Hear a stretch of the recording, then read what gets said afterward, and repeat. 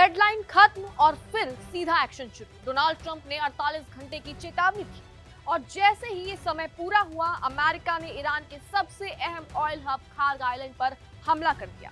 और ये कोई सामान्य सैन्य कार्रवाई नहीं थी, बल्कि एक सोची समझी रणनीति का हिस्सा है, जिसका मकसद सीधे ईरान की आर्थिक रीढ़ पर चोट करना है। बता दें, सबसे पहले आप समझिए कि खार्ग आइलैंड इतना महत्वपूर्ण क्यों।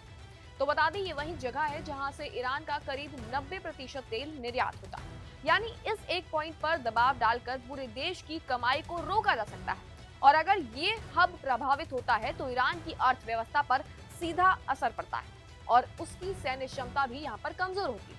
अब सवाल उठता है कि अमेरिका ने ये हमला क्यों कराया। तो बता दें, इसका पहला कारण है आर्थिक दबाव डालना। दरअसल अमेरिका जानता है कि ईरान की ताकत उसका तेल, और अगर तेल निर्यात रुकता है तो ईरान के पास फंडिंग कम हो जाएगी, जिससे उसकी सैन्य और रणनीतिक गतिविधियां भी कमजोर पड़ सकती हैं। दूसरा बड़ा कारण है स्ट्रेट ऑफ हॉर्मुज।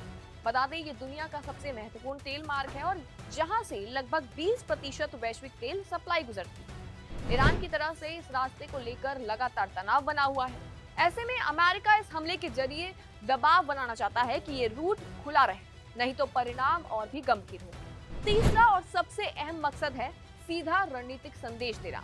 ये हमला एक संकेत है कि अगर ईरान नहीं झुकता तो उसकी पूरी आर्थिक संरचना को निशाना बनाया जा सकता है। और ये वही संदर्भ है जिसमें ट्रंप का सभ्यता खत्म करने वाला बयान समझ आता है।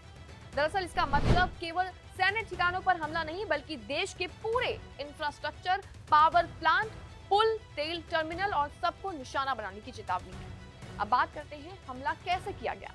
तो बता दें, कुछ रिपोर्ट्स के मुताबिक अमेरिका ने प्रिसीजन स्ट्राइक्स की और इसके अंदर चुन चुनकर सैन्य ठिकानों, रडार सिस्टम और मिसाइल डिफेंस को निशाना बनाया गया। अभी तक तेल इंफ्रास्ट्रक्चर को सीधे बड़े स्तर पर नुकसान तो नहीं पहुंचा है, लेकिन इससे ये साफ हो चुका है कि ये एक कंट्रोल्ड एस्केलेशन है। पहले सैन्य क्षमता कमजोर की जा रही है और जरूरत पड़ने पर अगला कदम और भी बड़ा हो सकता है। अब आगे की रणनीति समझिए। पहला विकल्प है दबाव बनाकर ईरान को बातचीत या झुकने पर मजबूर करना। दूसरा विकल्प है खार्ग आइलैंड या फिर उससे जुड़े तेल नेटवर्क को पूरी तरह से निष्क्रिय कर देना, जिससे ईरान की कमाई लगभग बंद ही हो जाए। तीसरा और सबसे खतरनाक विकल्प है पूरे इंफ्रास्ट्रक्चर पर बड़ा हमला करना, जिससे देश की सामान्य व्यवस्था ही ठप हो सके। और इस पूरे घटनाक्रम का असर सिर्फ ईरान तक सीमित नहीं है, बल्कि अगर खार्ग आइलैंड प्रभावित होता है तो वैश्विक तेल सप्लाई पर बड़ा असर पड़ेगा। तेल की कीमतें तेजी से बढ़ती हैं और दुनिया भर में फ्यूल संकट की स्थिति बन सकती है। सबसे बड़ा खतरा अब जवाबी कार्रवाई का है। ईरान पहले ही संकेत दे चुका है कि वो चुप नहीं बैठेगा।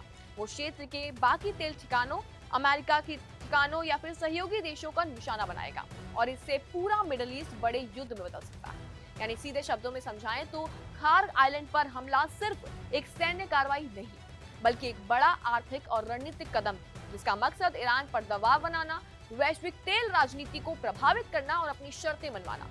अब देखना ये होगा कि ईरान इस दबाव के आगे झुकता है या फिर ये टकराव और भी बड़े युद्ध में बदल जाता है। हालांकि क्या लगता है आपको इस रिपोर्ट के बारे में, कमेंट सेक्शन में अपनी राय जरूर दें और तमाम ऐसी जानकारियों के लिए बने रहिए के साथ।